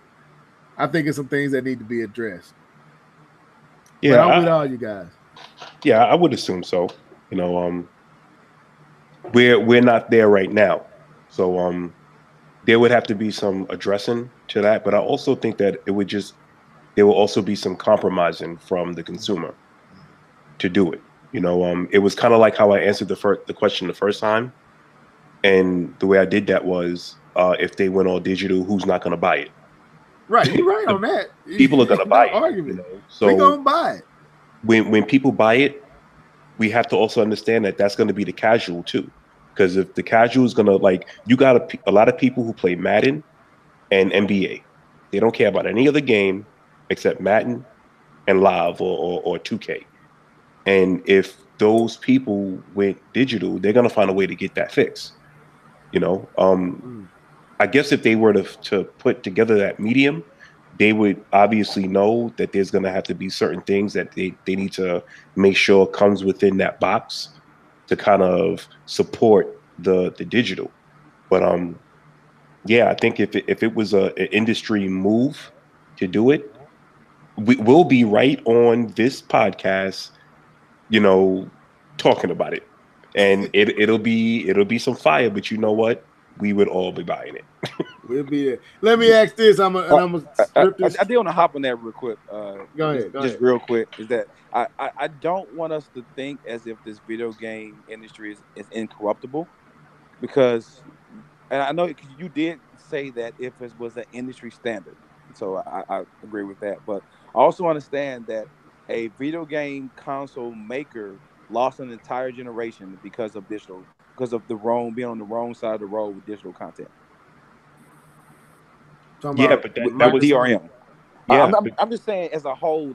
I don't want to make it seem like, whatever they say, then everyone's going to do it. I still think that there's going to be that the whole industry is not incorruptible when it comes to the decision that they make, and that they could create a issue in gaming, because right now gaming is hot, but a few years ago, 7-8 years ago, video game was actually going down. Yeah. It Let was a me resurgence that happened. piggyback off of that, K-Bun, because I think this question that Ninsen Gamer brought up, or this thought, I want to put it out there that we can get out of here. It says, if they go all digital, then the devs will be able to modify or delete any game on your system because you don't really own any of it. And there would be nothing you can do about it. Just my opinion. Now, I have heard that you don't really own, even though you purchased it. That's what makes the physical, so people want the physical, because if you just got digital, you really don't own. You own the right to have it on your system, but you don't own the content. You don't own that like you did when you had a cartridge or a disc. Like what K-Bun was saying, even though you download it, you can't take this physical disc from me. But if I only have the digital copy, you can take that if you so chose to. I mean, I have seen that. Oh, I'm sorry, DJ. That's another angle to this. That's kind of like, are we ready? We Carson, you right, Jedi. We gonna buy it regardless because we gamers. But are we ready for those type of doors opening to where the physical literally keeps them back from being able to do that? You can't turn my Switch off and block me from playing Mario Odyssey because I got the cartridge. You can't do anything about that. But yes, they can. All we have to do is send a firmware update to make that game useless. Well, I mean that's that. Yeah, they can do that, but that's well, no, I'm just saying that the whole notion of saying that, well, they can change or delete any information at any time if it's digital. They can change anything they want to on the console that you have right now and render your disc useless. But they can't target your copy though. It doesn't matter if they build it into the actual infrastructure of the device to say that the only reason why this class action lawsuits at that. No, I'm just saying. I'm talking about at the beginning, not coming after the fact. I'm saying, okay. If you're just starting from scratch and you're building a new console, they have to do certain things in order for that disc to read or that cartridge to read. Right. They can put it in there to say that this doesn't work unless you are online, even if it is a physical medium. I'm with that. I'm with you on that. I'm just talking about our current situation. I think that's what he's talking about. But go ahead, Jedi. But you're right, D2K. They can do it if they want it. They can do whatever they want to do if they want to. We're seeing that already, but not in the way that the statement is being presented. Like when you hear this type of statement, right? Are those the people who never buy digital? But think of this: when you buy a single player game, like Level, you made an example of like Mario Odyssey, right? Mario Odyssey is like your Mario. There you go. Mario is a one-player game. It's typically offline. It's not a multi-plat, right? Now, say if you buy a physical disc of Call of Duty, right? I'll give you an example of a game called H1Z1, when there was a bunch of hackers and cheaters that was playing in H1Z1. And that's like a battle royale game. And what the developers of H1Z1 was doing was banning people for life. And I think some people was actually getting sued. So people who purchased the game had really dealt with this type of situation where, you know, they can delete or they can ban you from a game. But this is a game that is online, where it's competitive, where when you're playing with other people who also purchase the game. So essentially, what these devs are doing is trying to keep the competition and the experience honest, right? I don't think that if I buy a digital version of a first player game like a Wolfenstein 2 that does not have online multiplayer, that I'm going to have to worry about the dev team suddenly a month after I purchase it, suddenly modifying or deleting my game from me. But I would run the risk of playing a Doom game and going online and having a hacked console, or doing something that interrupts the experience of the players that I'm playing with. So it really depends on the circumstance, right? And that's not a situation of digital. That's just now a situation that we have now, whether it's digital or physical, depending on the medium or the space in which you're playing. If you're playing an online game, then there's a lot of end user agreements that you're probably agreeing to before you even get into the lobby and start playing the game. You're right. We don't even read that stuff, so you right on that. I have no retorts. That was a good point. I just, you know, I'm looking at it like K-Bum said. I don't trust these jokers. I don't trust none of them, Nintendo included. I don't trust the companies that we would go full digital with. I don't trust their tactics once we go full digital. Like what Sony just did with Fortnite. You want to take that game over there and play? Block. You play it here and only here. Like, to me, that's going to be widespread once we go absolutely, totally digital. We're at their mercy in a lot of facets that I don't think I'm personally as a gamer ready for. I'm not at their mercy because I could put a block on my wallet too. Exactly. Right. But that's what I mean. But you got to have enough people with your mindset, D2K, and that's the thing I was getting what Jedi said. But we gonna buy it though. I'm like, you're right, because it ain't gonna be enough. I'm unique. Okay, I'm a different type of cat. I don't let stuff that's happening around the world around me affect me doing what I'm gonna do. I'm gonna do right because it's right, not because other people said it is right. And if I see stuff like this going on, I just go somewhere else and do something else. It's such a simple decision for me. It really is. I mean, I don't complain. I don't whine about stuff that's going wrong. I know that all these companies are looking at the bottom line. They just want your ends. That's all they care about. They don't care about making the best experiences for you. They're just doing it just good enough to keep you pumping money into their bottom line. So if they can find a way to screw us in the next generation, they're going to do it. And I already know that they're going to do it. And I'm already prepared for them to do it. And I'm already don't care that they're going to do it because I'm going to give mines anyway. That's just me. I'm not speaking for anybody else. It's just me. No, I'm just saying. I was going with the thought that Jedi was saying. The way we are conditioned, and maybe all of us here would be like you, Jedi, but the majority ain't gonna be like that. And that's the point I'm making. And with the major three, we can always. I'm gonna tell you, me personally, I'll probably just be done gaming because I don't like playing on phones and all that stuff. That's just not the type of gaming experience I want. So if the big three, and let's say a new company come in and they doing the same practices, I think at that point I'll probably just be done gaming and I'll be on to something else. Period. Yeah. So I mean, you'll have a lot of turnover, and I guess my statement was more. I mean, of course, it's just a general aspect of things, but even I have done some things that have been contradictory to what I've said in the past. You know, you guys know me for years and how I felt about buying games pre-order.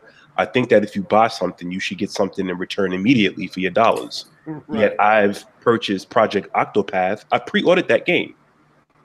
I am a hypocrite for that, you know. But there Jedi goes doing things that typically he wouldn't do, you know. And I mean that's the way it goes, man. So it's more of you adapt to the times for the most part. I mean, there's one thing of of adapting with the times and getting taken advantage of. What Microsoft was doing was trying to take advantage of you. They were trying to make sure that the discs were attached to that box. They wanted you to be online 24/7. That was the issue that gamers had. Not it just being digital. It was you can't sell the games, and your disc is tethered to the box, and your box has to essentially be your online machine. Right. Microsoft was taking it to the extreme, and that's why they got their behinds handed to them. And Sony was like, "Well, we saw what happened, and we can't do it now." Yeah. But anyway, that's what I see. What Microsoft tried to institute and messed them up, I think they just gonna figure out another way to do what they was already planning on doing. And it ain't no, like you said, it's gonna happen. So we just gotta just adapt to whatever comes down the road. So, but I do feel like we already basically digital. When we look at it, we basically are already digital. But I ain't no more topics. K-Bone, what you think about Warframe coming to the Switch? Did you see that? Yeah, I did get a chance to see Warframe coming to the Switch. I think it's good for him. You know, I don't think it can be considered a bad thing. I don't know how you can put that in the box. So I think it's good. They're good in Warframe, and so I just hope it performs well. It's a huge game that a lot of people have enjoyed. And it's an open world MMO type of game that I guess not open world. I mean MMO type of game that people can enjoy with in-game purchases and all that other stuff. So it's been redone over and over again. So I think it's even though it's not day and date, but they made so many changes with it that it's new anyway. So. Now, is that a free-to-play game on the PlayStation 4 and the PC and all that? Yes, it was. They better be free on the Switch, too. Yeah, it's free to play, but yeah, I have it on the Xbox One. It's free. I played it. It ain't a bad game. When I played it, I think it was early on. It was early on. It wasn't fully, it didn't have a lot going on in it, but I might give it a try. But anyway, anything else? I'm at my wits on what we talked about. I think we're good. Well, there's one thing that we could talk about, and that's Mr. James going to the Lakers. Oh, stop it. LeBron James. I was trying my best to avoid bringing that up. LeBron James. You know what, though? Jedi. Yo. Jedi. I ain't even fooling with your boy, man. I'm not doing it. I'm not. D2K opening up some hurt and pain. You know I can't stand the Lakers. Now I gotta that goal. Now that I did not know. I didn't know. I can't stand the Lakers. I was a huge Kobe hater, huge Laker hater, hate Laker fans, and now I gotta be partly. I gotta somewhat cheer for him because of my boy there. So did you put in your application yet? No, I packed up and moved to the city, but I ain't wearing the wardrobe. I'm just in. I come to the what is the center they at? The Staples Center. Yeah, I think it's the Staples Center. Yeah, I'm in the Staples Center. I'm just not wearing Laker garb. I'm there though. Do you wear the game with your Cleveland jersey? Yeah, I'm not in my Cleveland jersey either. I'm just there in pedestrian clothes, cheering for LeBron and who we playing with. That's what I'm on. So it just so happens to be the Lakers. I can't stand the Lakers, but I'm learning to. I'm gonna learn to like the Lakers until LeBron leave, and then I'll be back on hating. But I'm a temporary Laker fan. Anyway, you would have to do that, D2K. Why we couldn't make it through this podcast without that? LeBron James. You should have. Did you see the picture K-Ball sent me on Twitter? No, I didn't see Nah. It was this fan in the audience. I don't know what K-Ball got this picture from, but it's this dude. It looks real suspect. But he said he talking about the Lakers. He's saying Lakers, but it Jedi D2. It looks real suspect how he said it. But it's funny. Anyway, yeah, I try to put it in the hangout if I can find it. It's kind of funny. I was in GameStop the other day, and they got a big cardboard cutout of LeBron James in his Cleveland Cavaliers uniform, advertising because it's in the cover. 2K19. And somebody took a piece of paper, and wrote Lakers. And put it over his chest and put some tears coming down. You know what's crazy though? The same thing happened last year with Kyrie when they was promoting that game. Kyrie was with the Cavaliers, and he was became a Celtic, and the promotion all had Cavalier garb on it. So it's crazy. 2 years in a row that happened. Anyway. Oh, actually, I have a quick question. I'm not sure. Maybe K-Bomb would know this. I'm not sure if he has it. Does anybody have information on the beta for Madden? How is Madden? Did you get to play? No, I haven't. No, I didn't get a chance to participate in the closed beta for Madden. But there's a lot of videos out there that people got a chance to capture. But it's from the EA Play event. And I have heard chatters about the beta, even though they are all under NDAs, so they can't truly talk about it. But they did talk a little bit, saying that the purpose of the beta was to find bugs, and the forums for that game has been very interactive with the people talking and the developers, and they can't discuss on what's been fixed. But the purpose of the beta was to kind of catch those things early and get the information back to development so they can put a fix to them. And they said people have been very active in doing that. So that's definitely a good sign. Don't know what the final product is going to be like, but it is encouraging to hear that they're interacting with the people in the beta and trying to make sure that some of those fixes are taken care of before the game hits stores. All right. And I did hear that they're not officially supporting mods for the PC version, but they haven't denied it either. Like, it's gonna happen. Yeah, and I've already early this week, I already reset up my Origin account. It's like I had one, and I made sure that I updated the password and everything just to make sure everything is good. And you can actually order it now, but I'm gonna order it on Origin. Yeah, man, K-Bomb, you gotta set back up the tournaments, man. The league. Yeah, the league, bro. You gotta do that. That's the only thing that's gonna make me play Madden is you do the league stuff. Man, I have to. I don't know about that. We'll see. But that Madden on PC does interest me because if the models can get their hands on that, exactly, that's going to be amazing. Yes, sir. The modding community, they're a special type of people. They do great work. When I heard it was coming to PC, I already knew what I was doing. They can take the franchise mode and completely change it and create another head coach. You know what I'm saying? So yeah, I'm excited about that. Yeah, man. I haven't played Madden since you did the league stuff. I was into it then, but since you cut that out, I ain't been into it. No, we had a little online game that we YouTube. Yeah, but that was a while ago. I wasn't in, but that was just playing with me and you one-on-one. I'm talking about when I was really into Madden, like taking it serious, playing when I wasn't playing against you or just offline getting my game up, was when we had the league going because I didn't want to look like trash playing against people. And I actually made it pretty far until I got cheated. Anyway, I ain't gonna even talk about that. Dude, the computer glitched at the wrong moment. It froze. Mm-hmm. And I was open in the touchdown zone, standing there for it, then it glitched. And whoever had the higher points at that time took the win. And he had me by a field goal.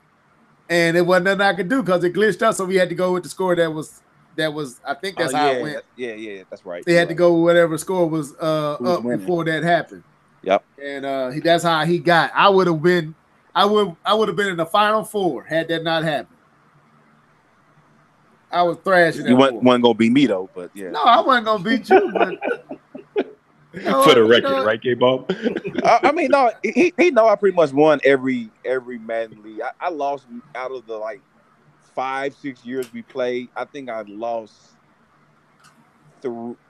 3 games or maybe 4 games, and I think all of them was to my brother. And we had like a 10-12 person league, and I think every loss I ever had in entire Madden was to my brother, because he was he just knew how to play against me. He wasn't better than me, but he knew how I played, so he knew how to counter me.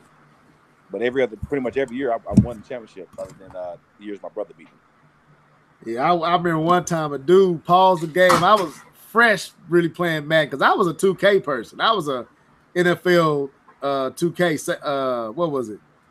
The one that was on Dreamcast, whatever that one was. Yeah, 2K. Yeah, 2K. So I never really liked Madden. But when K-Bum was talking about wanting me to join, I started playing, and I played it online with this cat. And he paused the game and yelled. He said, whoever's playing, he said, man, hold X. That's how you run fast. I was like, I thought it was Jesus talking from like, I remember that. They told me about that. Yeah, this dude just stopped the game. It's like, dude, hold X to run. I was like, thank you, bro, because I sure didn't know how to do it. But it was my first and second time really playing Madden. But after that, bro, I got good at it. You got better. You did.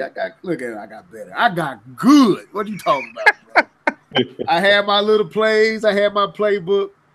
And I was thrashing cats into that glitch, man.